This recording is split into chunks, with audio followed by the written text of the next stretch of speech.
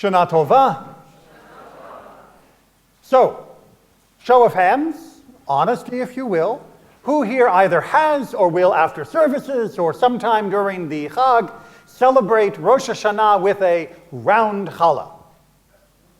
Okay, apples and honey. Eating pomegranates. A few of them, okay. Having a fish head or sheep head.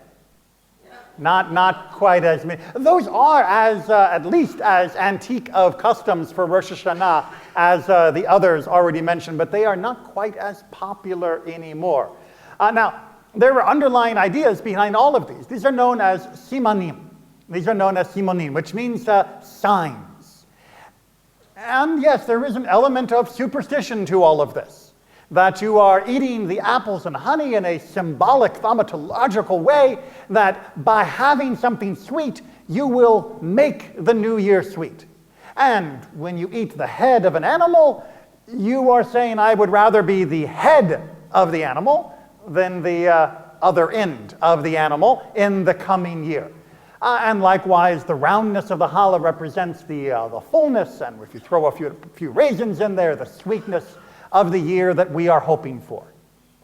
All in all, these simanim are tasty, except for the heads, and are fun traditions. And if you don't think about them in their classical form, that is to say, if you don't think you're doing some form of witchcraft in order to convince God to give you a better year because you put honey on your apples, then they are perfectly fine. But if you are imagining that that's what's happening, that somehow there is a special incantation occurring when you wave your slice of apples with honey on it, and now God is compelled to give you a better year than you otherwise would have had, then you're in trouble. And you're in trouble for a number of reasons, but I want to focus on one in particular. You're in trouble because of your ingratitude. What is the standard greeting on Rosh Hashanah? Shana Tova. Shana Tova. A good year. Really? That's it? A good year? That's all I want is a good year? Honestly? Don't I want better than good? Right? If you have a good meal, well, it's nice. But wouldn't you rather have a great meal? If you had a good vacation, wouldn't you have traded it in for a fantastic vacation? If you see a good movie, you're not going to go out of your way to buy the DVD or Blu-ray, are you? But a great movie, you might. Good. Honestly, in a world of superlatives that we are now awash in a world where no one seems to be able to say that anything is actually good, but everything must be the best ever. You've never seen anything like it. It's the most incredible experience ever imaginable. Good just isn't good enough anymore. And so we beg through apples and honeys and challah and other avenues of expression that we want better than good. But we shouldn't. Good is good enough. Good is good. And it is highly underrated. If you are sitting here now, whether you are here together in our room or you are happily sitting on the sofa with your family at home joining in our service through the live stream, you have it good. That's good. If you have food in your belly, it's good. If you have a roof over your head, and in Florida one that doesn't leak, that's good. A little air conditioning, that's good too. Do we really need more than a Shana Tova? Do we really need more than what we're already experiencing? When we look at this last year and the suffering of so many, isn't our good actually great? But maybe you're thinking, but Rabbi, is there anything wrong with wanting a little more? Couldn't I, be a little worried that perhaps there are things missing from life that I could want more of? And yes, I agree. If your health is flagging, if your life is under an economic hardship, if there are social or family problems, of course there are things that can be improved on that front that will raise you from struggling into the full category of good, where you can relax and enjoy that with a little less stress. But I want to point out that on the other side, we are actually ahead of the game in ways that perhaps as rabbis we don't tell you about enough. Let me just explain how good you have it in the eyes of Judaism. and how that compares to what you might think you are currently struggling with. You might be sitting there thinking, yes, but have I been personally blessed by God this last year? And will I be personally blessed by God next year? I've got news for you. You were born at the best time in human history, in perhaps the best country that the world has ever seen, for the ability to have freedom of life, freedom of want, freedom from want, and to be able to live openly as Jews. You want a bigger blessing than that? You are living in what would have seemed like paradise for almost anybody over the last 10,000 years of human history. You have been personally blessed by the very fact that you can sit here at this moment and enjoy this time together. But maybe you're more spiritually minded. Maybe you are thinking about Olam Haba. You are thinking about the world to come, Shamayim, heaven.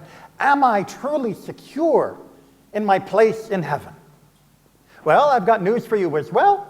Everybody has a portion in the world to come. You're done. I know we don't talk about that a lot, especially at Yamim Noraim, the days of awe. We try to shake your confidence a little bit, force you to dig deep and think that perhaps you're not going to make the cut. But let me be honest to you, our tradition is explicit. Unless you are an extremely radical person and hold to only a few sub-minority views, all of us have a share in the world to come. We were put on this earth so that our soul could have this journey, and when we finish the journey, our soul will continue in the world to come with the experiences that we have enriched ourselves with. That's guaranteed. That's guaranteed. We can debate some of the finer points about, the great terrors of the history, but nobody here is in that league. You're all good. You're all set. But you're probably thinking, but that doesn't sound right. Because there are so many people out there banging the drum, not so much in Judaism, although unfortunately some of our compatriots do, but there are so many out there banging the drum saying, worry, only the select few will have a place in God's kingdom. Everyone else will be consigned to either oblivion or worse. Well, we don't really go in for that. That's not the way we look at our experience, our humanity, at the purpose of our existence. If Olam Haba is what you're worried about, you're good. You're taken care of. Good. Relax. Okay, so the rabbi's telling you not to worry. It's fine. No rabbi will ever tell you not to worry. We're Jewish. We got a little bit of neuroses going here because we know there are things worth worrying about. Worrying about whether we're going to have a bigger house, about whether we're going to get that promotion, not so much, unless it's pulling you up out of that horrible insecurity that you might be in from housing insecurity or economic insecurity. But if you are worried about your place in Olam Haba, no, don't worry about that. That's covered. So what should you worry about? What does this rabbi tell you to worry about? Worry about this. Worry about this life. I'm going to tell you to worry about yourself. Not yourself about your status. Not yourself meaning your wealth. Not yourself meaning any of the other measures that we are constantly being asked to use to measure ourselves. I'm not asking you to be more narcissistic or more monomaniacal in your own pursuit within the shoddy goals that we often have. But that soul that I mentioned a few minutes ago, that soul that will be with you for eternity, that soul is enriched by the experiences that you have here, and those experiences are made richer when you are doing them correctly. And by correctly, we mean the mitzvot, the commandments. They are there to make us mindful, they are there to make us active, they are there to make us live in a way that our soul will be transformed. And I've got news for you that may be not so welcoming. This is the only shot you got. This is it. If anybody here has ever volunteered as part of the Chevra Kadisha or knows about the sacred work that those people do in preparing those who have deceased for burial, one of the most important rules among the Chevra Kadisha is that while you are in the room with the deceased and you are preparing them or waiting to take for the next stage from the other volunteer, you may not perform any other mitzvah in that room. You cannot perform a separate mitzvah. That's not about mindfulness. It's not about distracting yourself from the job at hand of taking care of this person. It is because to do a different mitzvah in the presence of one who can no longer do mitzvot is incredibly callous and mean. Because their journey has finished. They can no longer experience this life through the lens of Torah. They can no longer gain new insight into what their meaning is, what their purpose is, what their worth is through the commandments while they lie on that slab. You still can. And to do a mitzvot while they are still, you are flaunting your life in their face. You are rubbing the nose of the Spirit, metaphorically, in the fact that it has now stilled in its portion of this journey.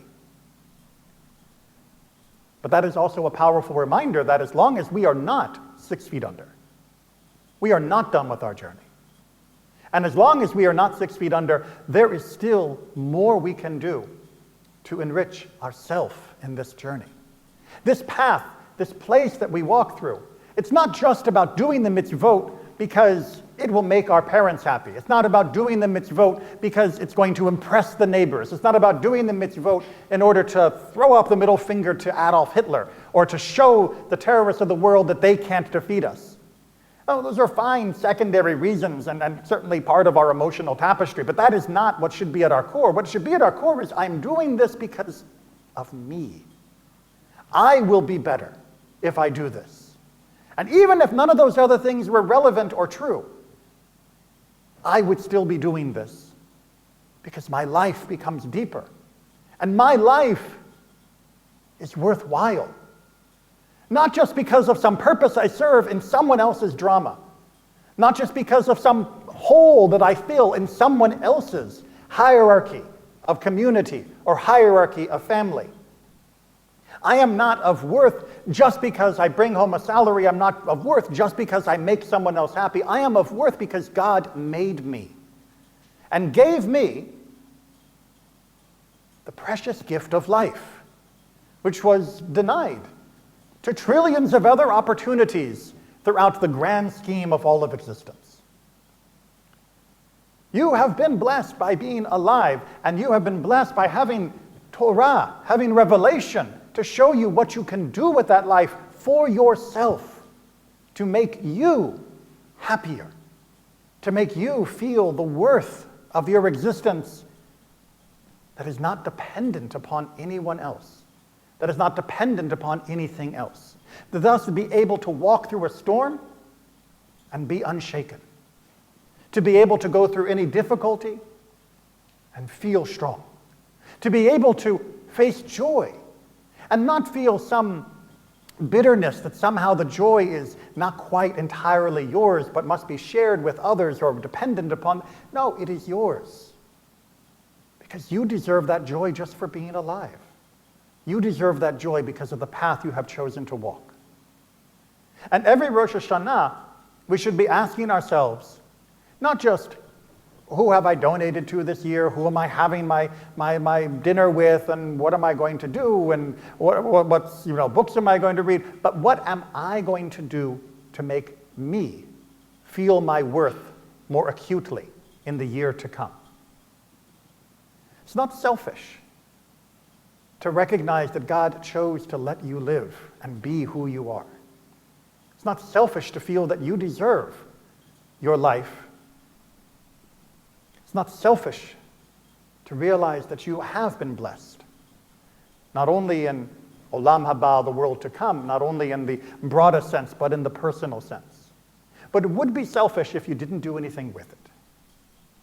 It would be selfish if you thought, well, I want more of these material blessings. I'd like more of this social accolades. But myself, that's good enough. If that's where we say Tov is fine, as long as I'm good as who I am, as long as I'm adequate in being myself, then that's fine. As long as I can have the other things, then you have completely reversed what you have been put into this life for. There's a famous story of a man who was lost at sea. His ship finally crashed onto an island, and as he crawls up onto the sand, what does he find all around him? diamonds, lying on the beach, probably South Africa. And as he stuffs his pockets with all of these diamonds, he realizes that if he can only be free, if only he can be saved, then he will be able to return to his home incredibly rich. But with his pockets full of these stones, he follows a trail that he finds, and he stumbles into a little village. And he comes into the village and he says, other people, thank God, I need to get home. Can I buy a trip on a boat to go back into where I come from? And the people say, of course you can. And he says, great. And he pulls out the diamonds, he puts them on the counter, and the people say, we don't accept rocks as payment. What are you, nuts? He says, well, what do you accept as payment? Bones. Bones? Bones. It's like, well, I don't have any bones. It's like, well, you're going to get a job then, aren't you? And so the man begins to work. And he works day after day, week after week, and the jobs he can get are not great. And he toils, and he labors, and he sweats, and he suffers. But finally he amasses boxes and boxes of bones. And he is able to buy his passage home. And he loads up the ship with the cargo that he has worked so hard to produce. And he gets back to his family who have been missing him all this time. And he gets back and he says, all of our worries are over. I come back to you, a rich man. And he unloads all of the boxes, and they pry them open, and they are full of bones. While he was on that island, his entire value system had become warped, and he only saw the value by what the natives weighed. And so he had stocked himself up with the bones to return home with, leaving the diamonds, which littered the ground freely, behind. This is the journey of the soul in this world. We come from God, and we can immediately recognize the diamonds of the world. Look at the glow on a child's face when it sees someone they love. And even better, look at the glow that increases when they know that the other person loves them and that they have brought that person joy. We already know what it is to have a meaningful, worthy life. And yet, as we work through our time here, how often do we come to value the bones over the diamonds? How often do we think, well, I'll get a few more bones, and then I'll be able to gather the diamonds and spend them later, ignoring the riches that are around us that are freely available. And when we finally take that journey home, when we finally go to Olam Haba, your place is guaranteed, will we be carrying the bones that we have scraped together in this world? Or will we carry the diamonds that we should have been collecting along the way? We say Shana Tova. We want a good year. But to have that good year, you have to see what is good. You have to pursue what is good. You have to realize that you are worthy of good. The blessings, the next life, they'll take care of themselves. But this journey, there is no one else but you who is in charge of it. No one else can collect what you must collect in this life. You can't make a big donation and then the rabbi will do it for you. That doesn't work, despite the way some people try to fundraise. You can't just devote yourself by saying a psalm over and over again, and surely that will be sufficient. Life is rich and diverse, and you must engage with all of it. You, individually. We do not believe in gurus in Judaism. And while we may admire the tzaddik, the righteous person, they are not our surrogate. They are not our stand-in. They cannot do what we each were put here to do, which is to live your life. Your life the best the way it can be done. Only you can do it. Judaism just asks you, be good. Because you matter. Who you are matters. What you do matters. Not to someone else, although it probably does. Not to the community or to the world. It does, cumulatively, of course. But ultimately because you matter to God, and God gave you this opportunity to matter to yourself. Make that your mission this year. And you'll find that you will not be more selfish. You're not more selfish pursuing what is good and what matters than you are when you pursue the bones. You will find that this world is good, that this year can be good. And we'll talk more about some of those challenges throughout the high holidays. But never forget, you matter. Be good, and Shana Tova.